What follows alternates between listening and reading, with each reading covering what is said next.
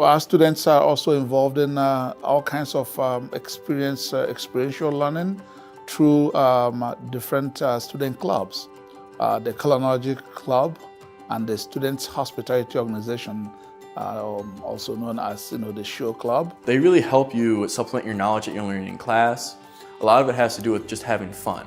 Culinology Club, for example, they do a lot of stuff with just chemicals, making bubba tea, doing brewing, fermenting, all this fun stuff that you wouldn't get in a classroom because it's too expensive. You get the opportunity to do it in club. Basically, we look into each one of our members' interest, and then we experiment around with that. So if someone wants to experiment with hard candy, we will say, all right, we're gonna have a day where we just learn about hard candy, and then we'll go into sugar crystallization, hard crack, soft crack, what does that mean? Flavoring agents, all those different things. So last year we made fizzy fruit, and we learned why bagels and pretzels kind of have that chewy structure and how to achieve that.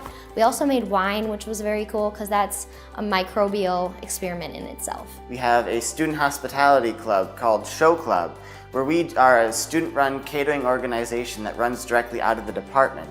You get to use all the techniques you learn in your cooking class to make a wide variety of dishes that you're served to the faculty and your peers on a daily basis. One of the unique experiences here at SMSU is that the students have the opportunity to participate in the Research Chefs Association's student competition.